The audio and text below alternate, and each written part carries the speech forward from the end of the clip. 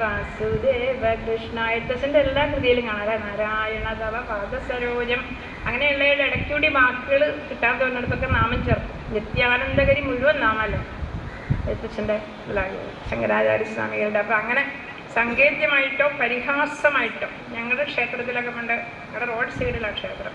അവരുടെ സപ്താഹം നടക്കുമ്പോൾ സർവത്ര ഗോവിന്ദനാമ സങ്കീർത്തനം എന്ന് പറയുമ്പോൾ റോഡിൽ പോണ ഒരു സൈക്കിളിൽ ഇരുന്നുകൊണ്ട് പറയും ഗോവിന്ദ സർവത്ര ഗോവിന്ദ എന്നൊക്കെ പറയും.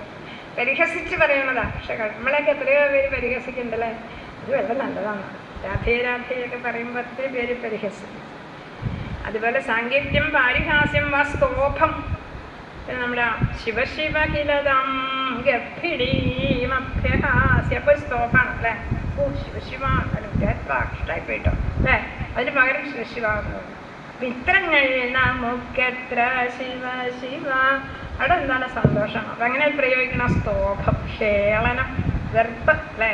കഥയമമ രാമനെന്നാരുജൻ അവനെയുമനന്തരം ജാനകി തന്നെയും അത്യന്ത ദുഷ്ടനാം നിന്നെയും കൊല്ലു എന്നൊക്കെ പറയുമ്പോൾ അതിൻ്റെ ഇടയ്ക്ക് പറയണ രാമദേശി